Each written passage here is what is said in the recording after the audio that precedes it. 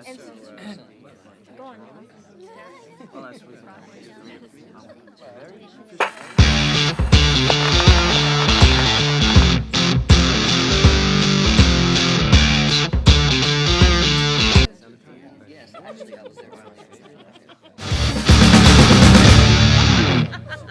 Welcome back to a Dove Dive, and I am your normal solo host for Dove Dive, Joe Dove.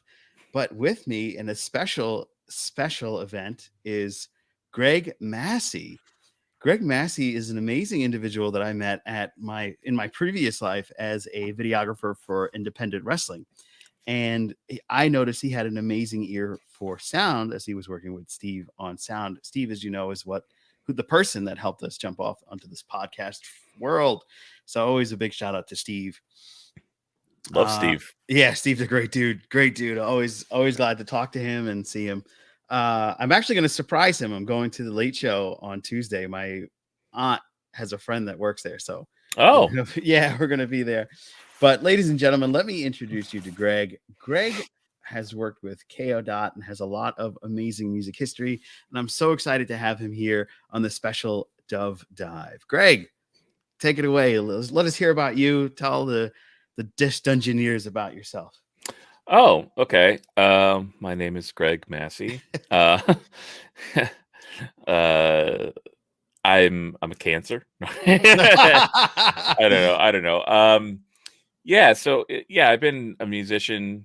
Well, I've been playing guitar for about 30 years now, which I white beard, feel old, but yeah. So I've been involved in a few different musical projects over the years. I was originally in a band called Mauldin of the Well. We started in 1996 with some demos and everything like that. And we got signed and to like a small independent label, and we released a few records with them in 1999 and 2001. So it's actually the 20th anniversary of our big double album that we released back in 2001. And then we did Mauldin for a couple of years, and then in 2003 we kind of morphed. Mauldin of the Well morphed into KO Dot, and it was kind of a slight change in band members, and it was some slight change in sound. But the main person, Toby Driver, is the main guy in both those bands. He writes the music for each of those bands, and so and I've known him since high school, so we've just always been involved with music one way or another. And so so we formed KO Dot in 2003. We put out a record in 2003, and then we put out a record in 2005 that I was on, and we did a lot of national touring at that time, getting in the van and going, not making any money, but living the road dog life. And then there was just like, we kind of reached this point in 2006 where some other members of the band had left the band acrimoniously, and I didn't want to do that, but I was feeling like I needed to step away from a bit. So after we were done with all the gig commitments for that year, I said, I'm just going to take a break. I need to do my own thing or figure out my life. one of those things. And so I left KO Dot in 2006. They continued to put out records for many, many years still, and got better and better with each release, because Toby's an amazing musician and he works really, really hard at crafting, a new style of, not new style of music, but he really works hard at bringing a lot of originality to the table with that band. And so in the years since that, I formed a band called Barrel Set, which was my kind of prog rock stylings, and I released a couple albums with them. An album and an EP. And then I joined a doom metal band called Concilium, and we put out our debut EP in 2019. And then the pandemic happened, and we have like a full album we're still working on, but we're they're all kind of separated now in various parts of the So country. it's going to be like Nirvana, like you guys might break up, and then somebody's going to sit on all this recorded, and then No, the Holy Grail of no. music. No, we're not breaking up. It's just it's just our drummer moved to Minneapolis, Oh and wow. our singer's been back and forth. What's up with It, Minneapolis? Because we had a singer on. I have a site called tobeseen.com, which is going to be where this video lives. But I've noticed a lot of musicians and a lot of singers. His name's Stefano Andreotti. He moved out to Minnesota too. Like the music scene is happening there now. I guess, yeah. My drummer, he didn't move out for a musical reason. He moved out because that's where his girlfriend's family is, and Oh. they just wanted to change the scenery because I'm in Boston, or outside of Boston in Massachusetts. Mm-hmm.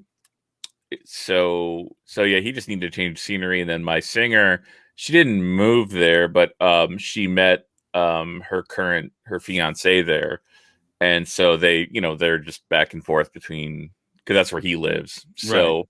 but I can't really speak Things you to do for love. yeah, but yeah, like I can't speak to the whole Minneapolis scene, why they would, or if it's happening or not. Yeah, I apparently it is. Like, Okay, yeah, I'll take your word for it. I yeah. believe it. I mean, this guy's a trained opera singer, so Oh, okay, that makes yeah, sense. yeah. So he went there. Now I think he's trying to sing with the whatever it is orchestra out there. So All right, good for yeah, him. yeah, Yeah, yeah, good for him. yeah. Yeah. So yeah, Concilium is kind of been my main band project up until like the pandemic Mm-hmm. happened, and then since the pandemic, I've been working on a lot of solo electronic and synth stuff. Mm. Um, My on, genre, I love that. That's my favorite. oh, all right. Then Yeah, I should send you all my I think you stuff should. after. That'd be great. Okay. Yeah. So basically, I had started working on it before pandemic, and I released one single song, and then and it was funny because I released a song that was called "For When You Fall Apart" Mhm. is the name of the song, and then the pandemic happened a month later, and everything fell apart. So Oh I was just wow, like, that's a "Sorry, crazy coincidence. my bad." Oops. But yeah, so that project is called Dahlia, uh, Dahlia with a D at the end, Right. and so that's been kind of what I've been doing mostly since 2020. Mhm. Is I just was releasing a bunch of different individual songs here and there, and then I got involved with the dungeon synth scene in 2020, which is kind of an offshoot of both kind of black metal and ambient at the same time. And Mhm. I can't really speak to the history of it. I'm not as well versed in it as friends of mine, but I started talking virtually with a lot of dungeon synth artists and meeting a lot of dungeon synth, and got encouragement to do that. So I released a full length kind of dungeon synth record with Dahlia earlier this year. Um, Again, I'll send you all the links and Yeah, everything that'd be to great. that. Yeah. But Share it but with folks. so yeah, I've been doing that, and yeah, and then you brought up KO Dot, and the reason why KO Dot's kind of come back into my life is during 2020, Toby, the main guy in KO Dot, he was working on another project, and um he had been again, like the rest of us were doing. We were just hanging out in our home studios doing random crap, Mhm. to pass the time. And he had been sending me some. He's like, "Look, I really want to make kind of a metal record." He's like, "I don't know what it's going to be for yet, but I hear your style of guitar playing on certain parts. Do you mind playing on it?" And I was like, "Yeah, send it to me." And so he was sending me tracks all throughout last summer, and um, I was just adding my main thing in Mauldin and KO Dot was guitar solos. So I added some guitar solos to these tracks of his, and other like melody things that he wanted me to kind of interpret in my own style. And it was funny, and then I didn't think anything of it. He's just like, "Yeah, well, I don't know what's gonna happen with it." I was like, "All right, cool." And then in October, he's like, "Oh yeah, so that's going to be the new KO Dot record, Oh, by nice. the way." And I was like, "Oh, okay." And so he got signed to KO Dot is on this label called Prophecy Productions, who is really really good, and has a I believe has a known for curating good music. So they're Mhm. but as it is with any kind of music release, it's like, well, we're not going to be able to release this record until next year. So it's kind of like, hey, you're on the new KO Dot record, but don't talk about it because we're not going to announce it until, you know, whenever it was that they first started talking about it. And Mhm.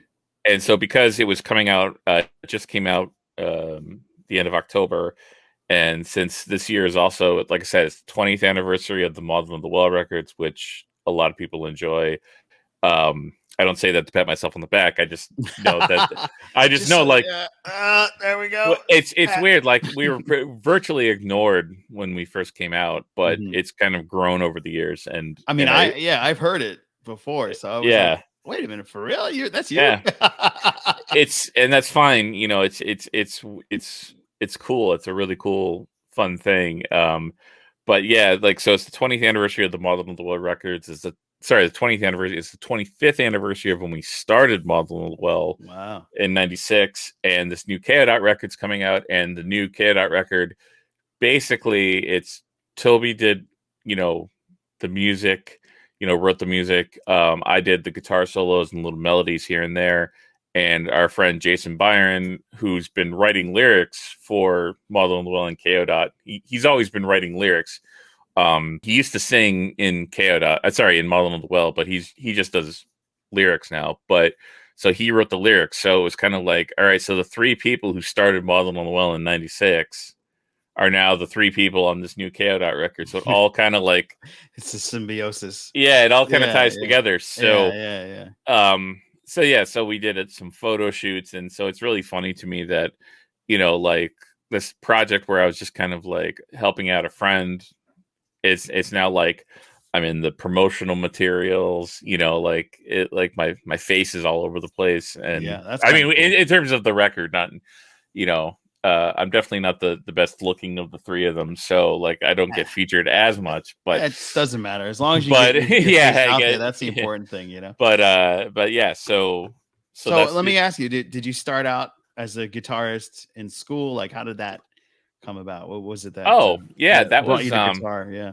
I feel like I grew up on the cusp of certain eras. Mhm. So I was too young to really take part in, like, the late '80s, like, hair metal, hard Okay. rock. Like, that's when I was coming into my own as a Okay. music listener. Uh-huh. So, but I was also listening to rap or whatever else was out at that time, Mhm. like '89, '90. Oh, so Walk Um, This Way type of. it was after Walk This Way. It was more, Okay. I was prime. Oh, Like, that's I like owned, grunge, right? yeah, it's Yeah. basically, so The I Steve owned, Temple yeah, and yeah.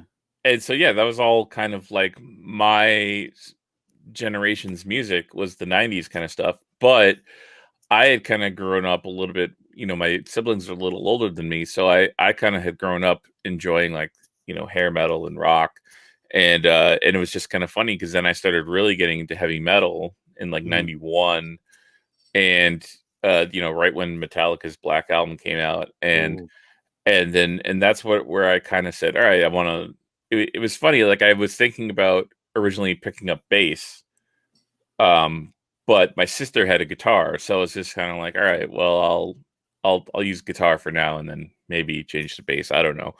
um and because I really wanted to be the bass player in Poison. He was like I he was was like the thinking when you cool. said hair band, that's actually the first band that came to my mind. I was Yeah, like like, they were a Poison. big deal for me. Like, I Yeah. can't really listen to them as much anymore, but But back in the day, back then it was an yeah, amazing, a they were big, great. Yeah. big, So big thing. what also tells me that we're probably the same age. 43. I'm Oh, okay, 43. yeah, yeah, yeah. We're in the same realm. Yeah. Yeah. Yeah. So yeah, it was kind of this weird.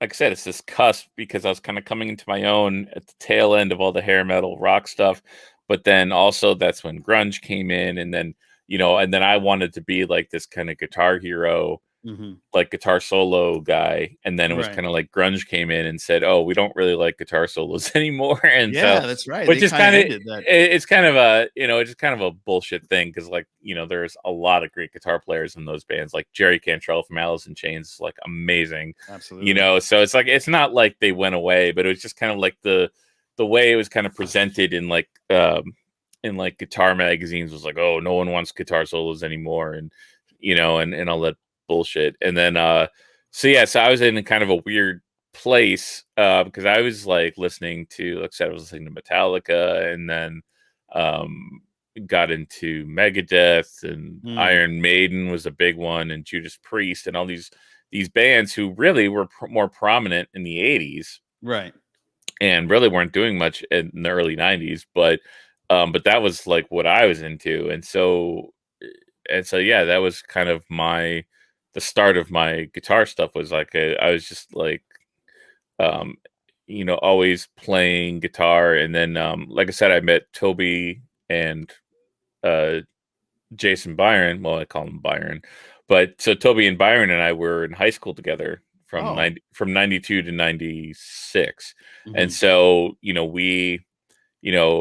Toby and I bonded first over guitar stuff, and he had a guitar too, and he also played bass. He wanted to play bass too, and so and then we met Byron, and then so we were all kind of like doing our own little projects on, like, at first we were just doing it on like tape decks, like Yeah. we would record, and it's funny, you have to Wow. get it. Yeah, tape decks, like boom boxes. Toby and Byron, again, like we talked about the KO dot record, but we also talked about Mauldin of the Well. The Mauldin fans are really cool, and so they're very supportive, and they're loyal. So Mhm. it's like they stick, even though we haven't really done a Mauldin of the Well record since 2009. They've been with us, and we did a couple of reunion shows in New York in 2015, and everyone was sold out. Granted, it was a very small club, Mhm. but Don't we tell but them that. yeah, but they It were was sold huge. out. It was the They sold Nokia out. Theater. It was the Nokia Theater. Yeah, so we sold out both of those shows, and the vibe was just amazing.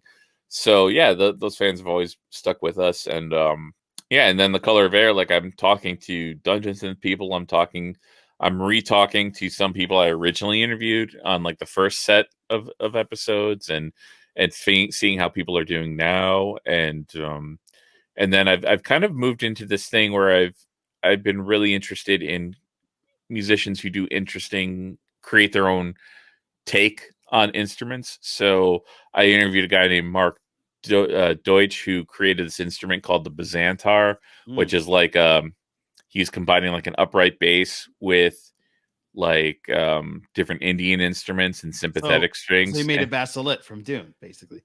Yeah, which is where my name for my band came from, Baliset. Yep. That's dope.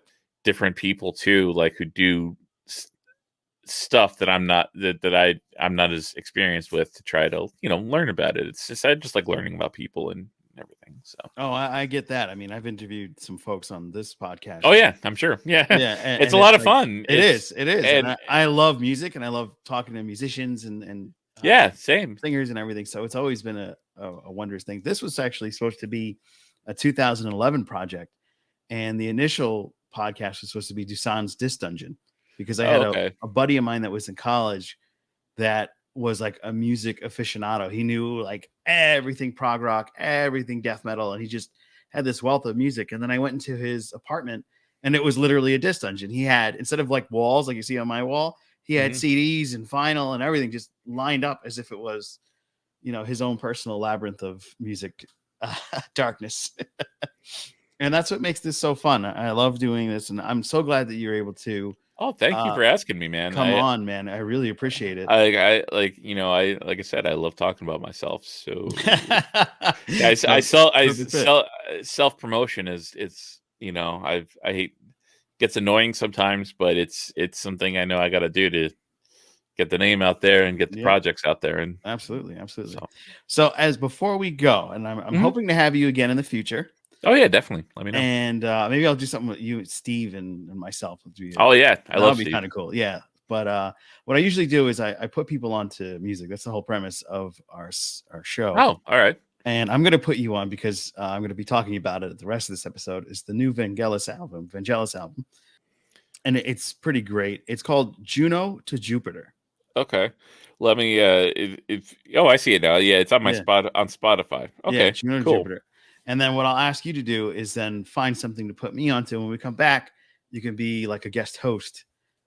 But there's an artist I know called Evergreen, and they do a project called Fog Weaver, which is really, really good.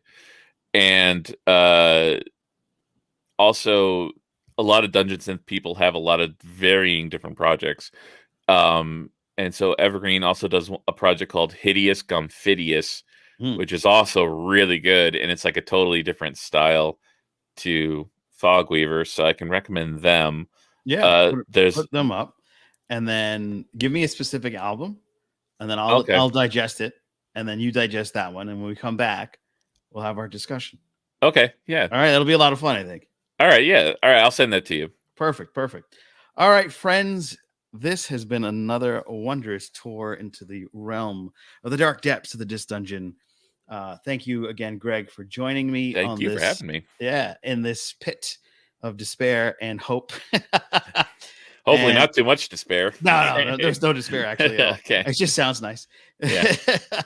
And then we're going to have a few interesting choice words about the Vangelis album that I just put Greg onto. And then Greg will come back and give his opinion on it. And we will do this again. All right, sounds great.